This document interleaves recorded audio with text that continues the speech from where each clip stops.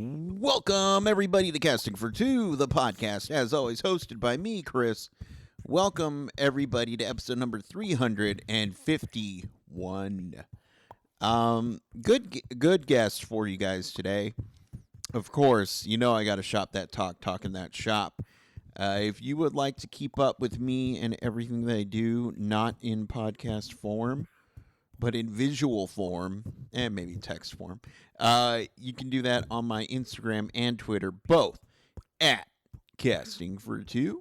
And again, I always say this, if you leave a review on your preferred platform, whichever that is, whether it's Apple Podcasts, Google Podcasts, Spotify, Stitcher, iHeartRadio, Radio Public, or the website, feel free to leave me a review, and if it's a good one, I will read it live in this pre-show area. So, yeah. And that's really all I had to say. Not a whole lot. Still chugging away. Got a lot of episodes that I need to put out. Lots of episodes. So, I'm thinking November might be busy for me. We'll see. But I got to talk about my guest for today. Matt Dowling is a very talented singer, songwriter, musician. He's in the band Swoll, and the new album is out right now. It's already out. It's called Unwound, and I think people should pick it up. He's also on tour currently, so check swollmusic.com so you can get tour dates for that. But Matt was just a fun chat, a good person to talk with, and God, the music's good. I recommend checking it out for yourself. But unfortunately, I have to stop talking so we can get into this episode. So let's do that. So sit back, relax, and Chris, cue the music, please.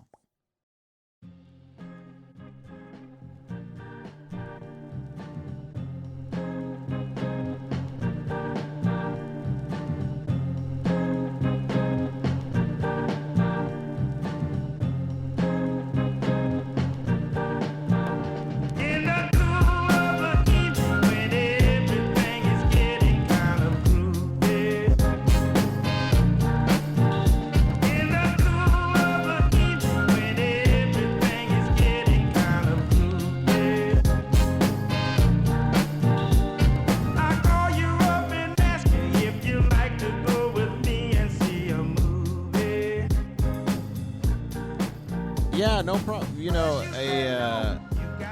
whenever I do Skype, I'm just always weary because I never know what number it does.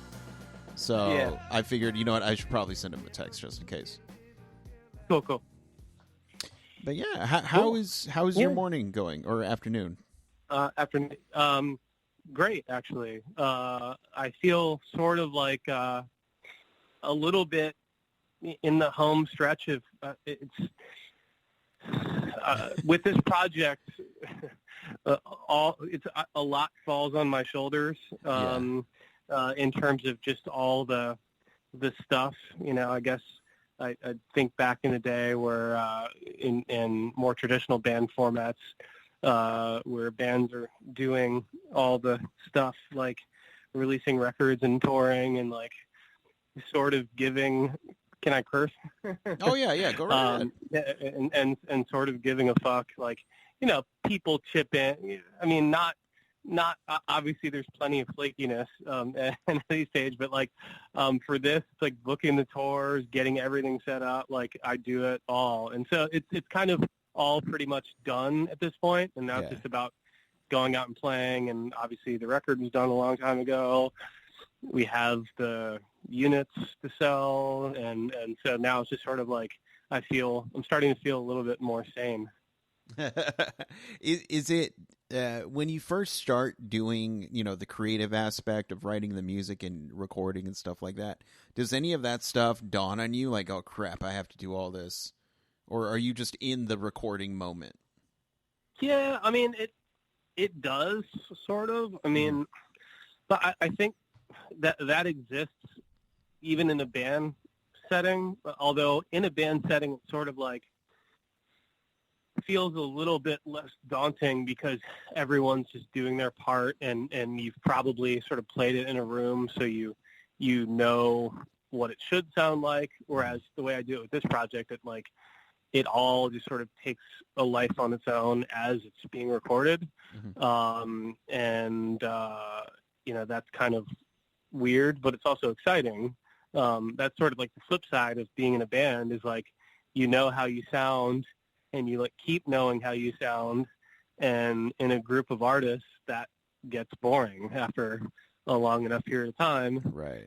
Particularly if you start feeling like no one gives a fuck, or not you, but someone right. starts feeling like no one gives a fuck, and that ends up sort of becoming a little bit contagious, and so it gets hard. So it's that in many ways that is what Swoll is for me. It's my outlet to make stuff regardless of whatever else happens musically for me, because it's you're putting yourself out there in a band, meaning like with your time.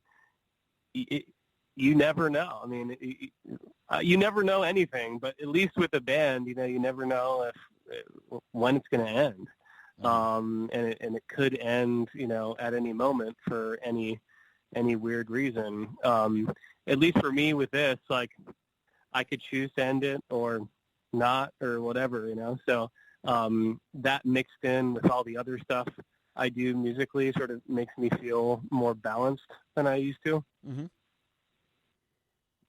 No, I totally get the idea of just going out and having your own thing.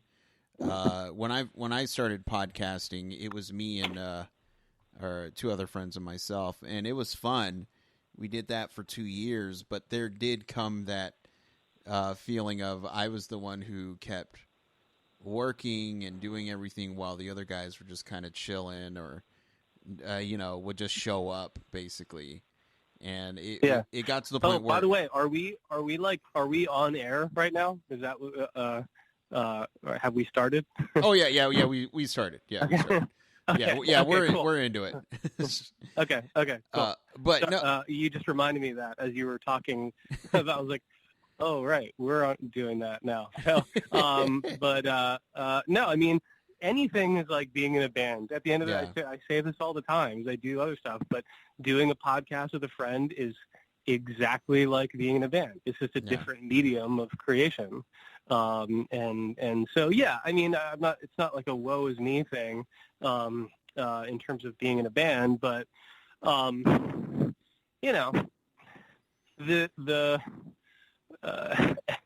there's a lot of, let's put it this way. There's typically a lot more emotion that goes into a band than other activities, Right. I mean, certainly could be the case with the podcast, but probably not. And so the emotion makes it harder to deal with. And if you've got 4 or 5 emotional people, at least on some level, it gets really hard. So, but the same dynamics that blocks you from continuing to progress the project on the podcast side is very much like being in a band with another person. Right. No, and I think you hit the nail on the head. Whenever you add another person, it's just there's always chances of emotions happening. If we could just get rid of emotions, then we would be dead inside. But that's what makes things interesting, right? And so it's a great example of many of life's paradoxes. But I'm curious. Whenever I talk to people, I always like when they catch the bug. And in your case, when did you catch the music bug? Pretty young. I mean, I started playing piano when I was 5, and there was elements of like doing bands and groups and that sort of thing that when I was like 10 or something, for some reason I had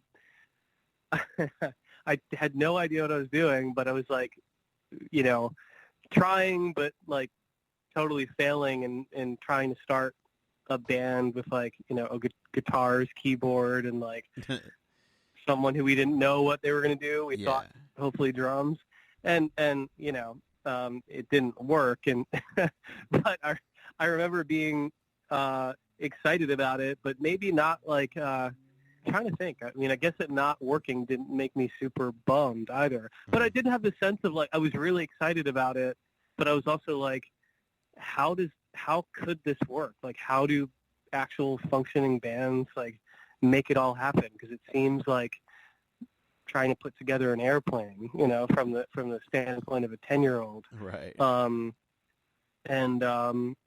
So it wasn't really until high school, but I mean, just kind of typical, that I like started playing in bands. But that was all very loose and not well organized and sort of random. But it was really when like, I went to college. My background educationally is in science and engineering, and so I did undergrad in chemical engineering, and was doing much less music than I had for a while. Although I did play in a couple of things randomly, but where I went to school, which is Notre Dame in South Bend, Indiana, really just didn't have any music scene at all. At least when I was going there, and probably not so much even now. But I guess Ted Leo went there, is what I understand. But other than that, there's not many musicians.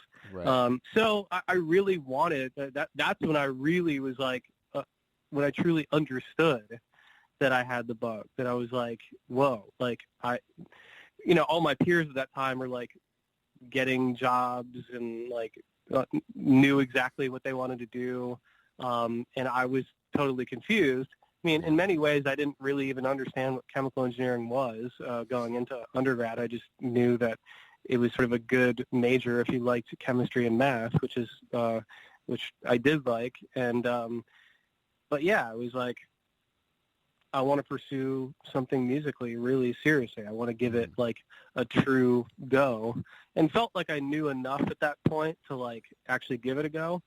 So that was basically between my junior and senior year of college, I did this recording project over the summer called "Fell Off the Face of the Earth" with two of my future Deleted Scenes bandmates, and that was like the first time me and fellow musicians sort of felt like we were doing something, like we sort of had a good understanding of what our intention was artistically. Before that, it was just like all like, yeah, let's just play, like let's play whatever. Before that was the first thing where it was like we were going for something and felt like we achieved it. And the band never played a show. It was totally just a recording project. But that was like the genesis of what eventually became Deleted Scenes. That's that the whole Deleted Scenes thing was sort of came up over the next year or so, but it was from the excitement of that earlier project that like gave it the momentum. And I was like, wanted to come back to DC, and I mean, I grew up in Maryland, but wanted to come to DC where my bandmates were and do it. And so that was, and we worked really hard on that. And I certainly got my through Deleted Scenes, got my not fix, but like got to really scratch the itch, if you will, and in like in a way where it wasn't like I sort of tried but didn't really, or like we gave it a true go, and it just didn't work out at the end, but we got pretty far.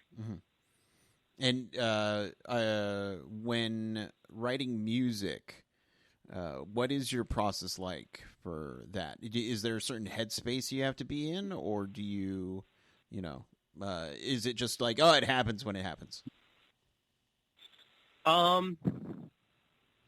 at this point in my life, I sort of get little concepts that pop up a little bit randomly, and it's amazing what you can do with your phone now. I mean, the key thing is really you could just turn on your phone and record a little idea. I mean, it's kind of insane, and it makes me wonder about the value of certain ideas versus others in the grand scheme of things. But I think every artist to some degree has this sense that, like, the harder you, or the more sort of like odd and or painful and or weird the circumstances that an idea came together, that like the more potent it's going to be. I think there's something to that. It's hard to it's hard to really like try to correlate that with anything, but on a wider scale. But anyway, now it's like you can just pick up your phone and like hum something, or if you've got a guitar, you start playing a melody. So it's usually like these little nuggets of like melody and chord changes and that sort of thing. You know, maybe a little beat idea. And then I sort of sift through stuff and certain things stand out to me.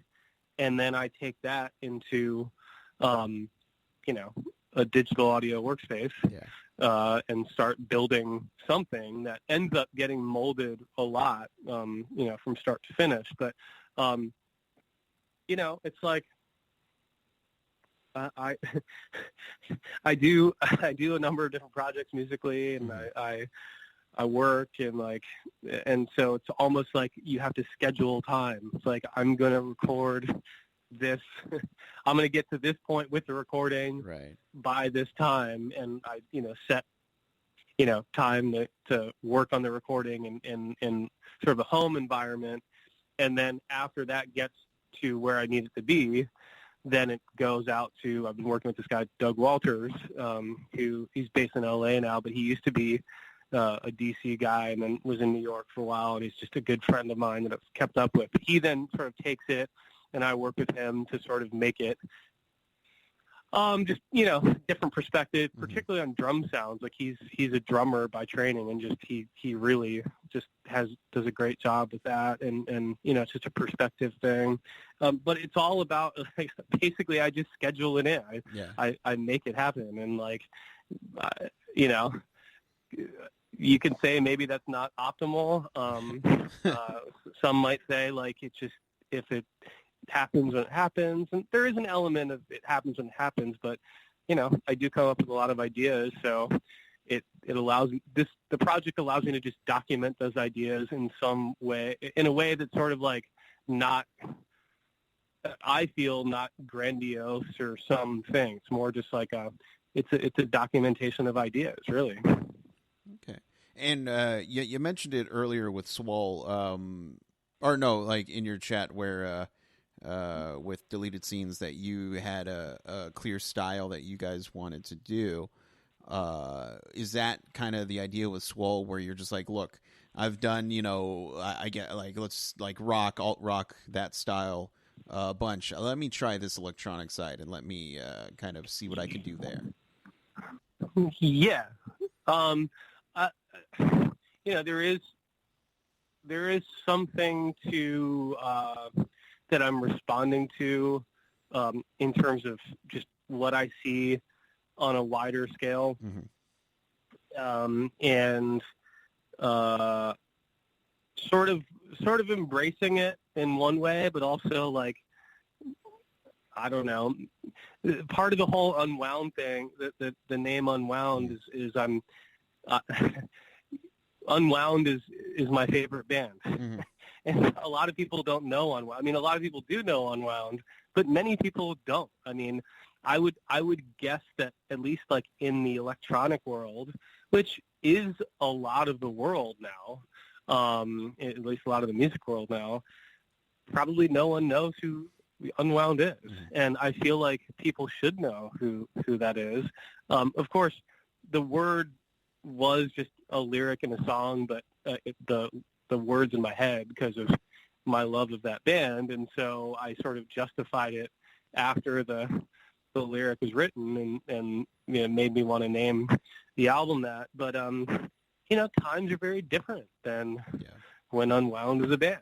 I mean, Unwound was like, by the time they were a band, rock and roll had been around for a long time.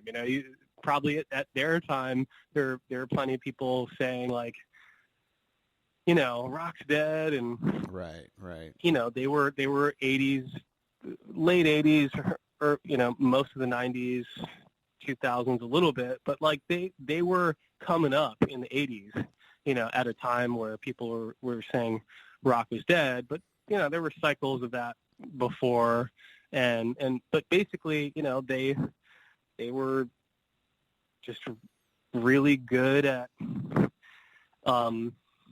sonics, the performance art element of playing,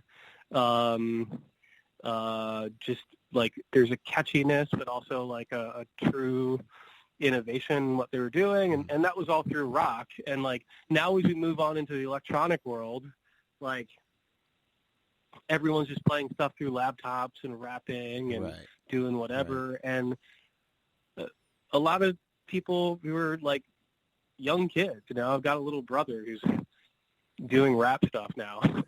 Like,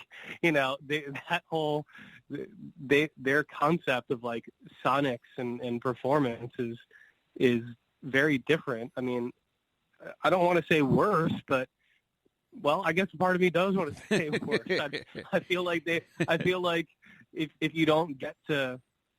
you never got to see those kinds of bands like at their prime, and you may never get to, I mean, who knows what's going to happen, but like there's not a lot of bands like Unwound anymore. I mean, it's just a part of, it's hard to be a band, for one, in our current, economic conditions, not only wider scale economics, but economics of music itself. Getting in a van with 4 people carrying heavy ass gear for, no money for 5 years, or it's just, there's not a lot of people that want to do that. Right. And so, it's sort of being evolved out, I mean, I think a lot about biology and how that relates to, evolving of different systems, in economic or otherwise. And, there is an economics to music, and there is sort of I don't know how to, an evolution of the ecosystem of music. And I'm sort of, I'm a rock, person at heart, but I'm sort of embracing the electronic framework and trying to infuse rock elements into it and sort of reference things that I think are important to take with us into the future. But I will say, like, making music electronically is easier. I mean, there's a lot more experimentation you can do much more quickly, much more iteratively. There's so many different tools available to just try so many different things. So it's oddly unfair, but it still is art. I mean, at the end of the day, it's either good or not. And but the way I'm seeing it, man, I mean, electronic rap, all that stuff. I mean, there's always cool rock shit. There's always cool bands, but I mean, the wave is real. I think on the lower levels of like what people are listening to. It'll be really interesting to see how it plays out over time, but it's hard unless something really, really crazy happens in our world. I think it's going to be we're going to be in a very electronic music and electronic music will be synonymous. Right. There's no non-electronic music.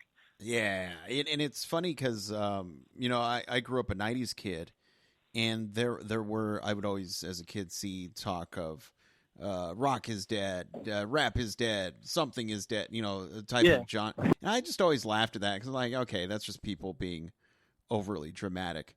And then with the whole, I feel like the 2019s and 2020s and that, like, everyone's reverting back to the 80s. All now it's cool to, like 80s things, and the media that's coming out is based in the 80s, so then that brings on the 80s music and the electronic and stuff like that. And so I mean, I'm glad younger people are getting a dose of it. I've had in my musician friend circles a lot of discussion about like 80s revival, but I feel like 80s revival was happening there. It definitely was happening in the 2000s, like a lot of the 2000s. In many ways, I almost feel like the 2000s was an 80s revival. So like for people talking about like 80s revival now, I guess I haven't, distilled my thinking on this one, but in talking through it now, it makes me feel like we're kind of always going to be in an 80s revival, because 80s was about embracing electronic in music, but there's a big difference between now and the 80s.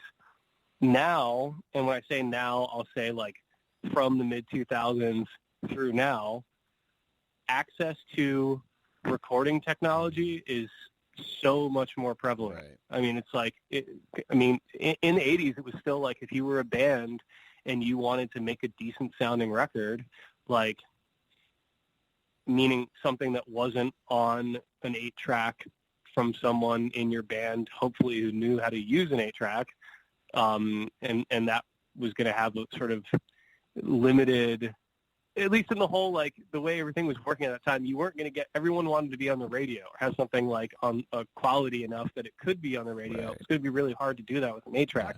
So the only way to get there would be to get in a studio. How do you get in a studio?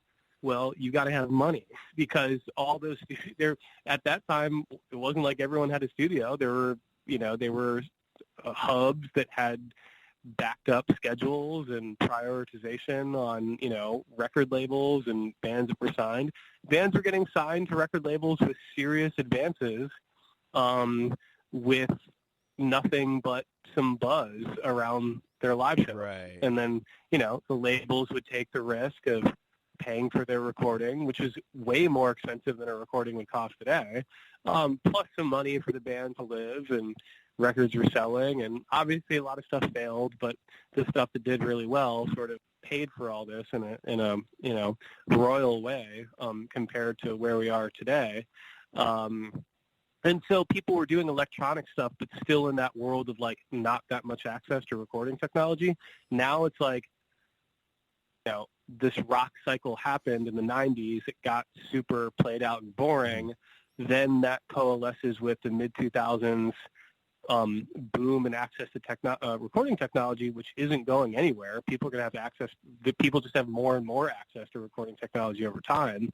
And then that sort of like that switch back to the electronic 80s, like, just desire for that, to get away from the boring rock stuff. And so it's sort of we've been stuck in that zone, mixed with, obviously, rap is incredibly well suited to, for like people who have access to, quick recording technology on their computer, and have the internet. So this is where we are. Where are we going? Like, there's going to be more of what's going on now, just people are going to find out how to make interesting new presentations with home recording technology, like T-Pain with auto-tune and that, whatever. And like, it makes you chuckle, but that's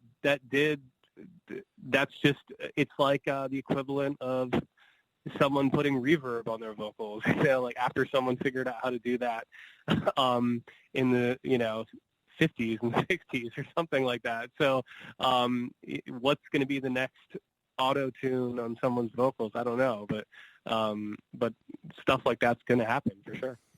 And so when it comes to the new album that you did, your Unbound, Was there one song on the album in particular that kind of took a little bit more time to figure out, whether it was the music or the lyrics just wasn't coming together? Good question. I guess my answer would be the song Waves. And the reason why, even though the idea was sort of very fluent and natural, it was like one of these situations where I actually thought I had it way earlier, and then in sitting with it, I was like, "There's something wrong with this." Like, and sometimes you're wrong about that because it's really hard to have perspective on what you make, and so you sit with something that's sort of started down the recording path, and you thought you maybe had like going in a really good direction, or you almost finished it. That sort of came in the first batch of like attempt recording, and then after sitting with it for about 6 months, I was like, this sucks. And so like I went and just redid the whole thing, meaning restarted a brand new recording of it at a different tempo, and just a different approach to it, and that was still kind of hard for some reason, but then eventually it sort of came together. And so sometimes there's just stuff like that where you create a good thread, and it feels like a good direction, and you let it sort of happen, and then you realize that it's not good, and that's very painful. And rethinking it is also painful because you're sort of like, maybe this is just a dead in the water idea, Right. which that's part of songwriting too, is you have to let dead in the water ideas sometimes die. But there's elements of that one that I was like, no, I think I should try to make this into a song. And the way it all ended up coming together, I really I'm quite happy with it. So, but that one like took multiple iterations where everything else sort of like was a little bit more linear, at least in terms of like the recording process, not having to like just burn something to the ground and redo it. So, and for the people at home who want to pick up the album, pick up the album or follow you online, where can they all do that? So the handle, if you will, Swoll Music, SWOLLMUSIC,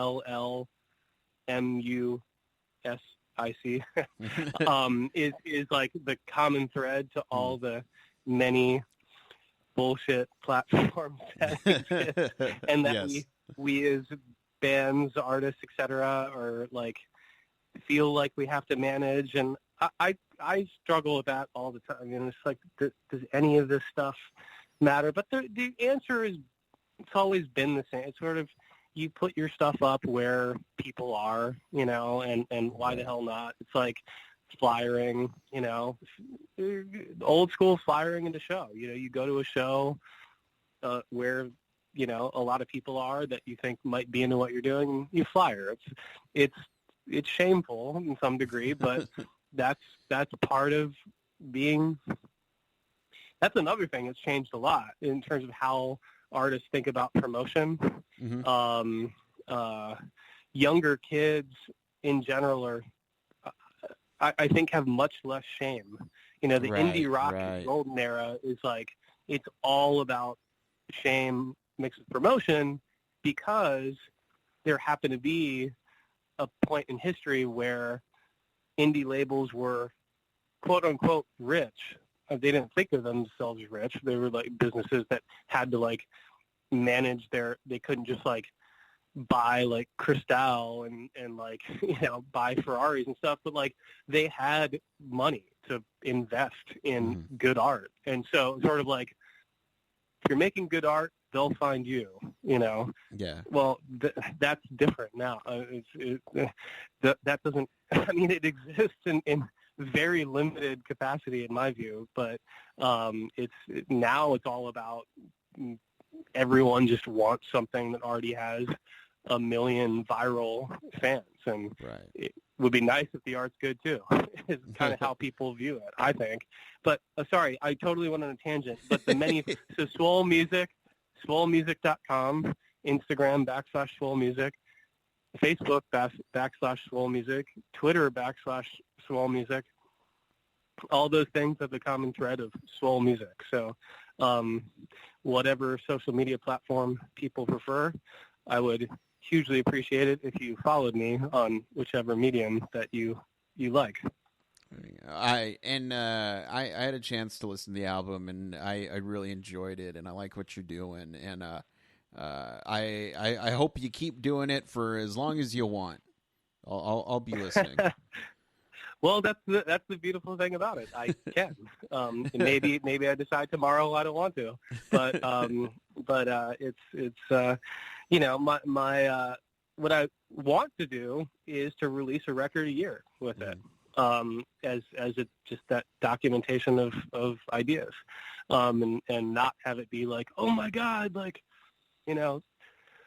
for actually everyone's laughing about this Tool thing. Yeah, Tool is like the number one selling thing, but a big part of it is like everyone's sort of shocked at how bad the record is, and like part of the judgment of how bad it is how long it took to make. And so that happens a lot where bands like, the time wait is sort of like this weird anticipation of like, oh my God, it must be amazing or whatever. And so, Swoll is which I would say rap as a medium operates in the same way too. It's more just documentation. It's like, no, It's not some big thing. It's just sort of like a running documentation of songs that I make, and no big deal. But if you like it, great. If you don't, that's cool too. But songs are going to keep coming. There you go. And again, if you want to keep up with all this songs, Swoll Music, wherever, at Swoll Music. Yep. But Matt, thank you so much for chatting with me. I enjoyed it. Anytime you want to come back on and just complain about young people, I would be happy to do that with you. Is that what it sounds like I'm doing? No, but young people have it better than I did at their age, and that is not right. Okay. Well, in some ways, yes. In some ways, no. That's true. I can talk about that on our next episode. But but yeah, appreciate you having me, and appreciate the kind words on the record, and yeah, more will be coming. So stay tuned. There we go. But I'll let you go. Thank you so much, and you have a wonderful day. Awesome. Thanks so much. Okay. Bye-bye.